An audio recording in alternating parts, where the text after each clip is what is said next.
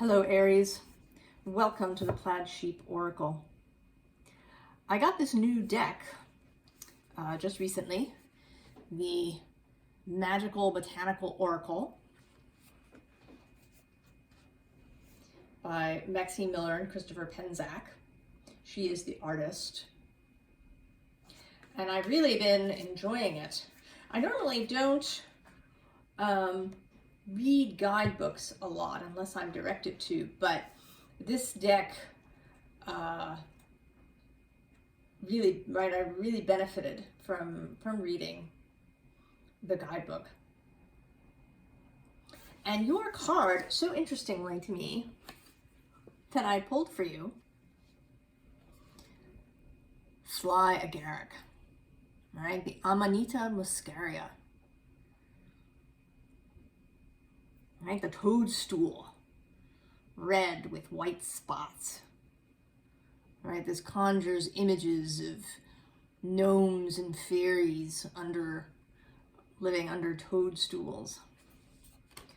You probably know that the indigenous people of Siberia use this as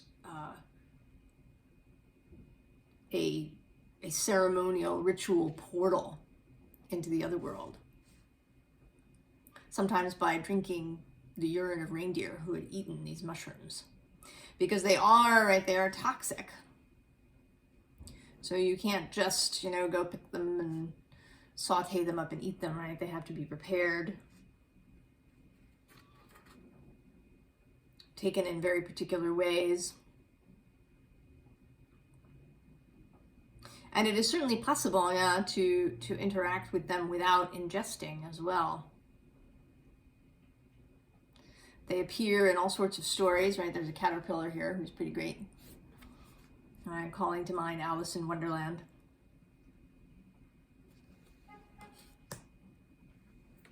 So there's a little passage in the divination meaning section of this card. Fly Agaric indicates an opportunity to enter into the wondrous world of spirit and make contact with a deeper level of awareness, catalyzing your own creativity and healing.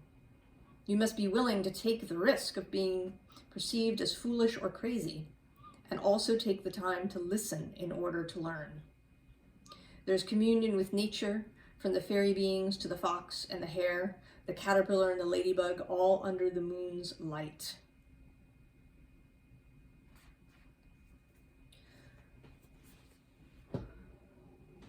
So, Aries, the general perception of you, right, is of this, right, this sunny Mars being. Right, you show up at the beginning of spring in the northern hemisphere. You are dynamic,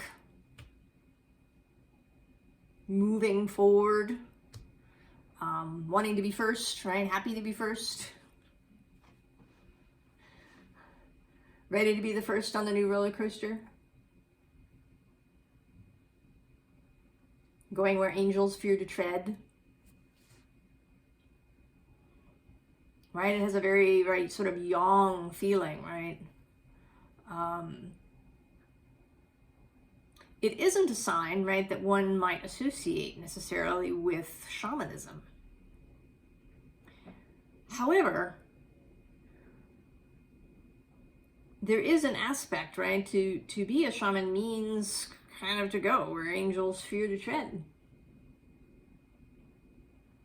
To have courage, and Aries, right, is also associated with courage, bravery.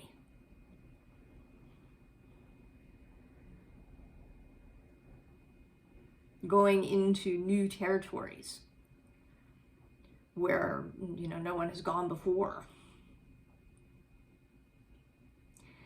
And, interestingly, dominant energies in this reading are air and earth. There's a little bit of fire showing up, but it's primarily air and earth. And I think, Aries, that you are really beginning to get some skills around this, to really be able to move through the world in a different way. So we begin with the bear. I mean, this is, right, really Earth, sort of uber Earth. Earth's Earth. The bear card. A kind of Empress energy. And this is, right, this is stability. This is confidence. This is inner safety. Knowing our own strength and capabilities. And right underneath that is this fiery lion. And I mean, this is Leo, your fellow fire sign. But there are sometimes, right, this kind of king of the jungle aspect even to Aries. So it's not that you are giving up who you are or changing who you are, but that you're finding an ability to not be stuck in a groove. I was actually just watching a Virgo reading yesterday by Scorched Earth Tarot that talks about, right, this being other than you kind of think yourself to be, right? What are all your labels? And what if you were different? What if you were maybe the opposite? You know, I tend to think of myself as not having a lot of patience. So who would I be if I had a lot of patience? How might I move differently through the world if I thought of myself as having a lot of patience?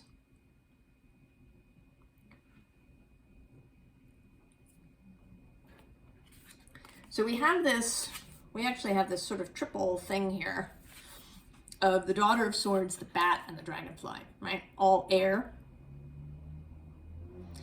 And they're all about listening and perception, right? The Daughter of Swords is the Page of Swords in this deck.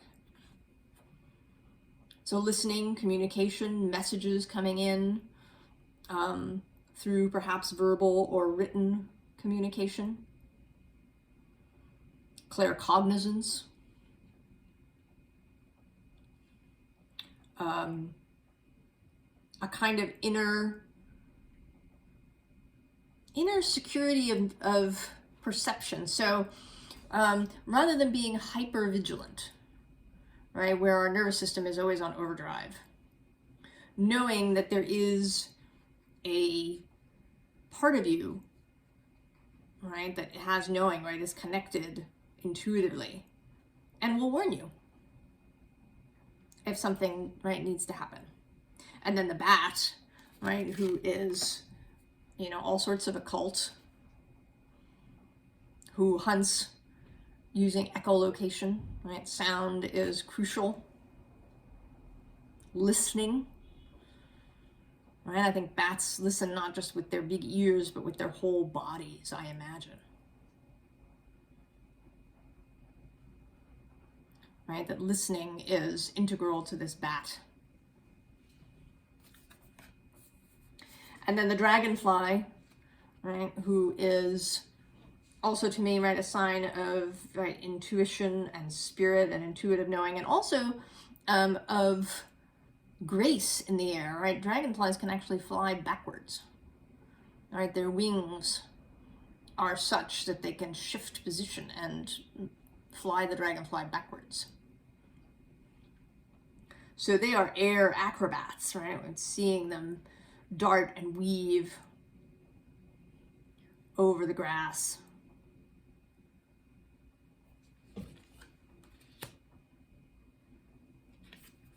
And then the Ace of Swords. So, you know, Mars can come up in all kinds of ways for us. right? If you have an Aries sun, you do want to pay attention, right, to, or actually really an Aries anything, but particularly the sun. Where is Mars? Because he's going to give flavor to that Aries sun, that Aries position. You know, I have Mars in Taurus, and I think that's one of the reasons, among several, that most people don't peg me as an Aries when they meet me. And currently, when I'm filming this, if that's when you're watching it, Mars is in Gemini, and he's just really started moving forward after his direct station on the 12th of January, 2023. New ideas, new movement in the intellectual and information sphere. Right? Perhaps new beliefs.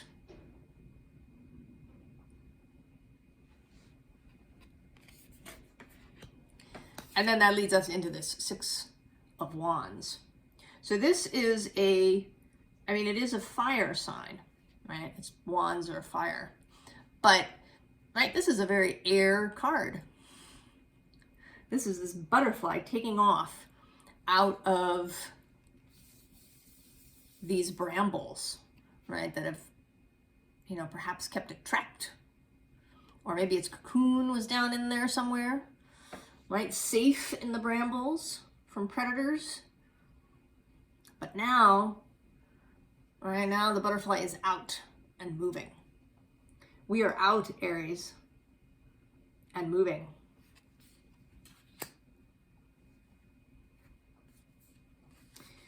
The next card is this giveaway. And I think that we are learning to not hold everything. All right, one of the tricksy things for Aries is when we, right, just want to do everything ourselves, that we can have control issues. And we're getting over that.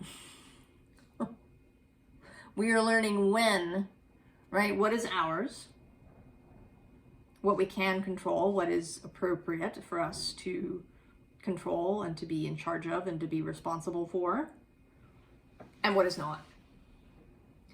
And underneath that is the luminous warrior, right? Again, a very Aries card. Although kind of an Aries card, right, combined with air, right? This is the luminous warrior is more sort of a spiritual kind of warrior, right? More Aikido than,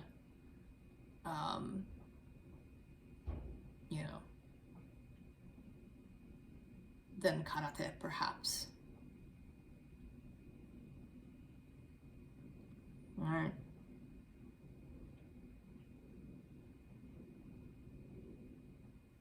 He is, lit from within.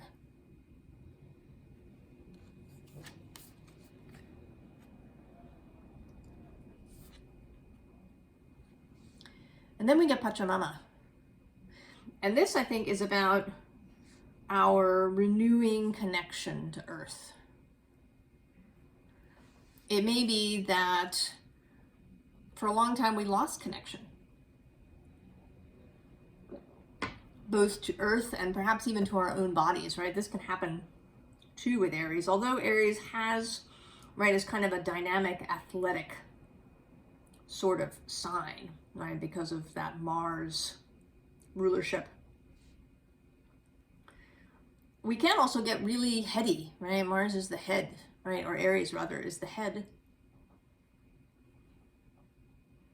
All right, we're talking about association with the body.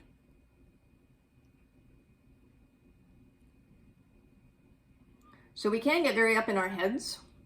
We do, right, have an affinity with that air element. Fire and air work together, right? Air expands fire. Fire needs air. But I think we're finding our way back, right? With that bear and this Pachamama card, finding our way back to, right, our earthiness, to really being embodied.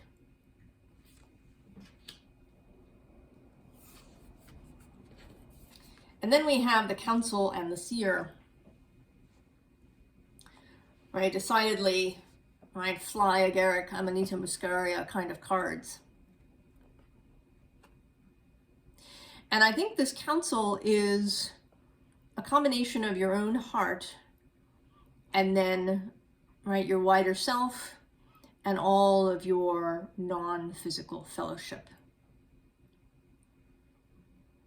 Right? I think you form a council together. And it may be that you communicate, when you're awake, but also when you're asleep, right? That these energetic aspects of self get together when your body is asleep. And then there's the seer, which is, of course, right, the ability to see. Right, this is the member of the tribe who would ingest the Amanita to help him see. And maybe you're finding a way, right, to come into that space without having to take something psychedelic.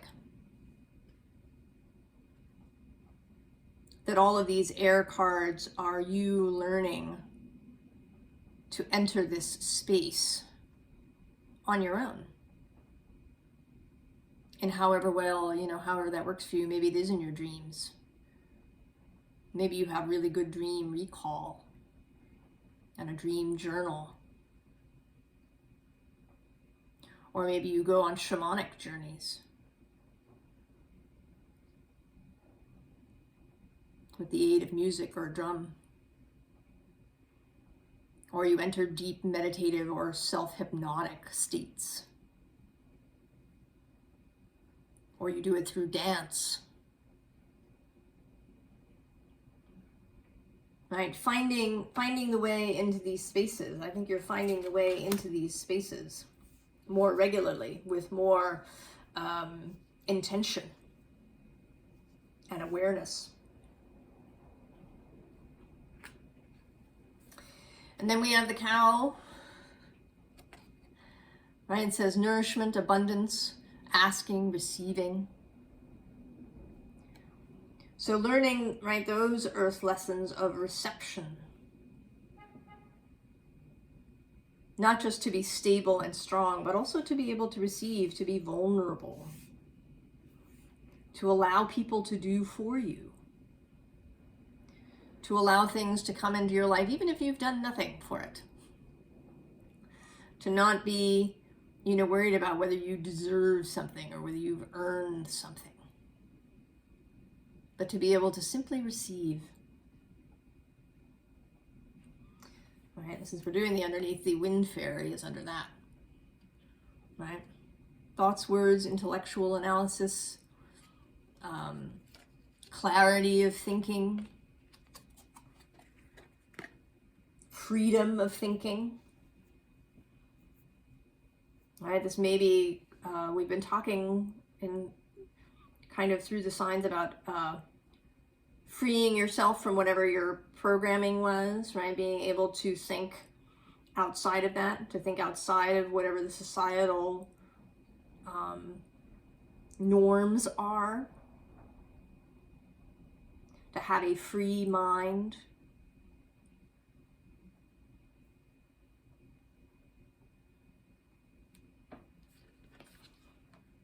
Right? Getting away from the various restrictions. Now, there's always some restriction, I should say, right? We are in our physical bodies. This is not about transcending that, about transcending the physical world, right? Dealing with gravity and, you know, some other things that are part of this world. But it's moving through this lightly. And it's about not accepting any man-made restrictions. Right? Any societally generated restrictions. Right? Natural restrictions are, you know, one thing, right? That your body needs sunlight.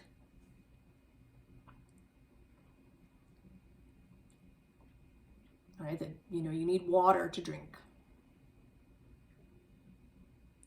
But, you know, maybe you don't need to wear the thing that, you know, your parents told you to wear.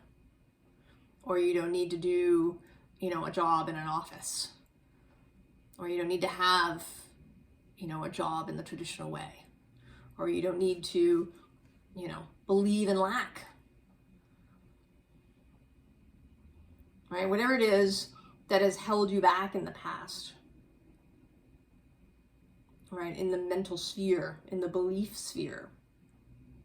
You're getting past that. Right? You are accepting your sovereignty. Because that's really the deal, you know? It's not about creating something new or even becoming something. It's about, you know, seeing what's really there and being willing to accept that.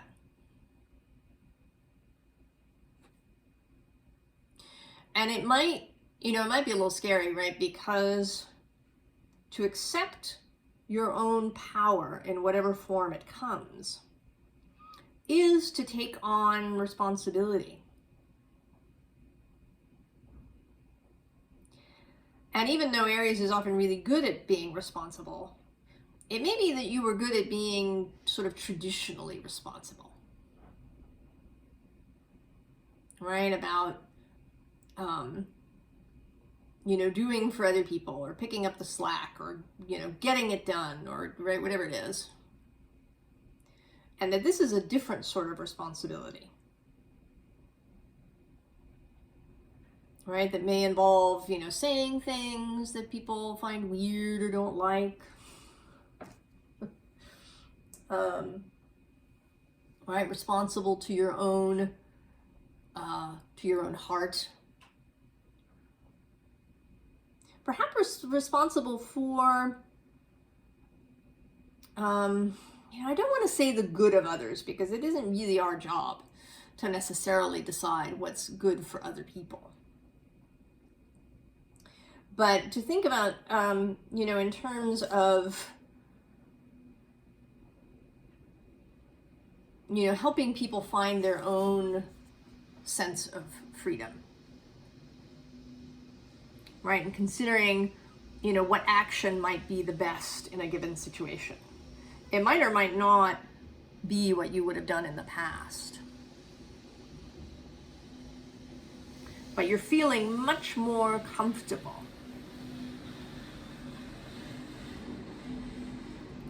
in this, right, in this body, in this life that you're living in.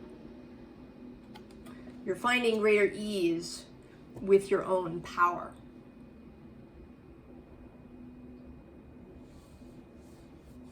Right? Greater ease with what is yours and what is not.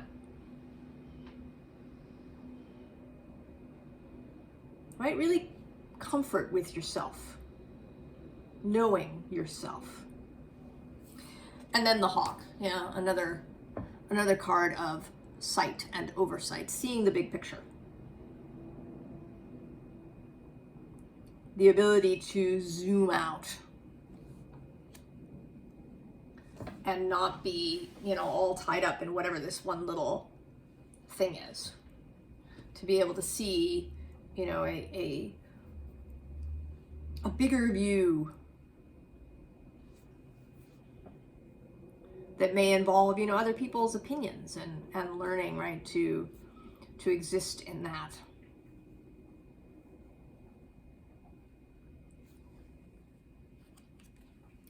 So we have the Empress here. And you know, I don't think this is actually you. I think she is watching you, right? She's sort of seeing you come towards her, right? And she has an airy quality, right? She's got all this bird imagery, right? She's kind of a bird shaman.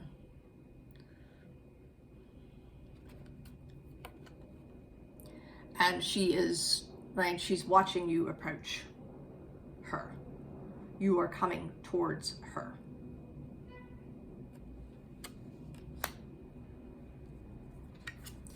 And this may, right, may still, through this process, I think you're doing, right, amazingly well. There may still be some moments of discomfort, and there may be, you know, times when you go, you know, seeking information, seeking answers from spirit, when you might get an answer that's not pleasing to you,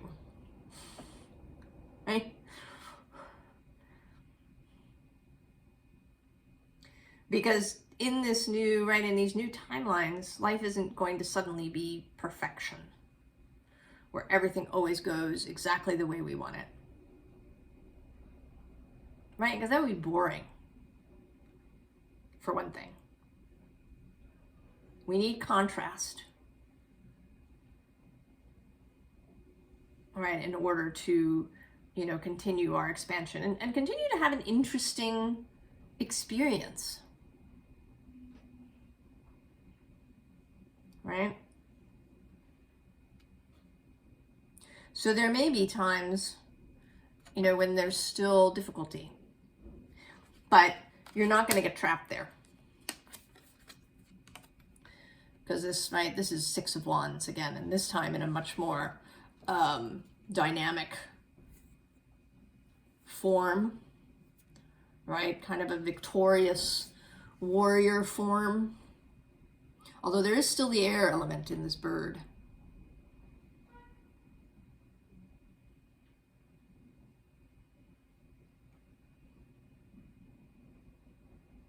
But it's joyful, right? It's victorious. Once you've seen this aspect of yourself, once you've really experienced it, you cannot entirely unsee it, right? I mean, you can go back, right, and get up into your head about things, but you can't entirely undo what you've seen and what you've experienced. You can always turn back to that. It is there for you. Right? As is this high priestess. Right? This ability to connect with spirit, with source, with the unseen.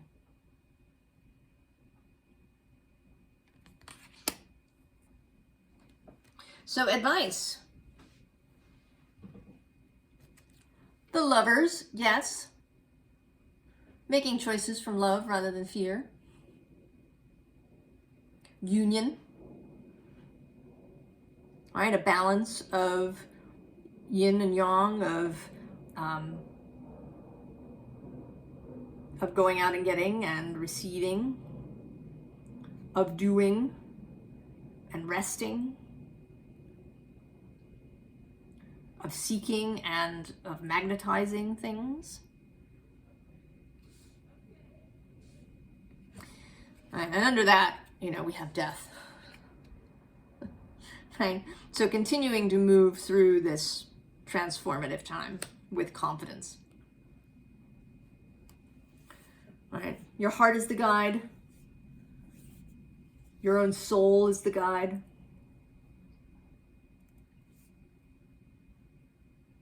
And you are connected, Aries.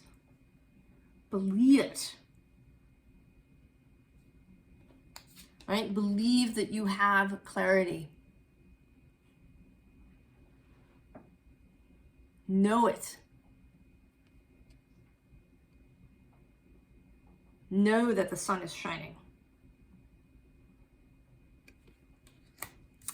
And right, this, this Five of Wands actually to me is like, participate.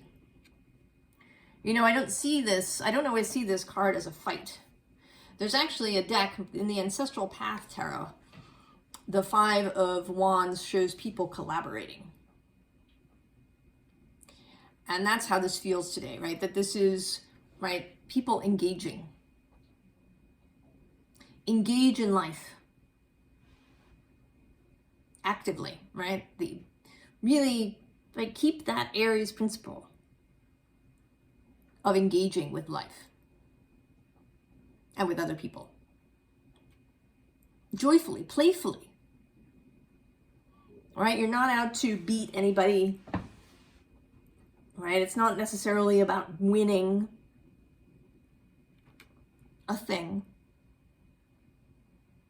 Or perhaps, it's in, situationally, right, creating a win-win.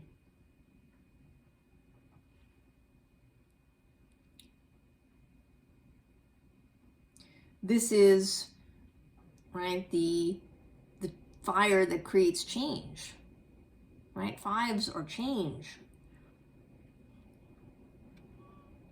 Right? They're getting out of the occasional, what might be stuckness of the fours.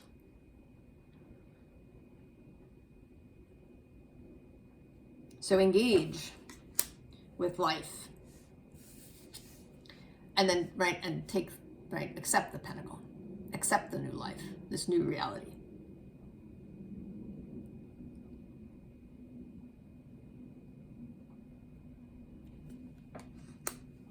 And it can be difficult.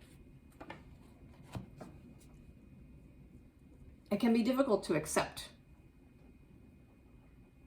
something that we're not used to. Something that maybe seems like too much. Right? If we get caught up in our head about deserving or earning, or feeling like we have to fight for something. If you learned as a child, right, that life is hard or life is struggle,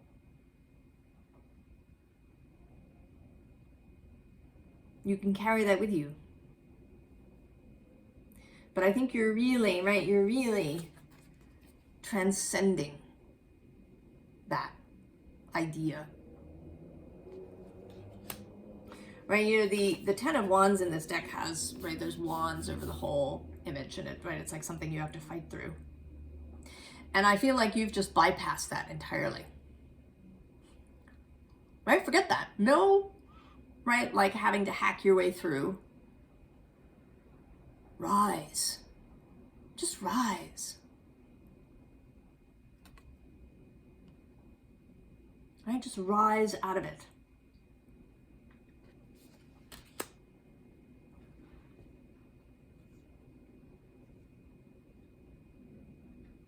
I think you are really on your way, Aries. I mean, this feels really great. Right, this whole reading, this, right, you engaging in what is a mystical, magical experience of life. Right, of seeing life through this lens.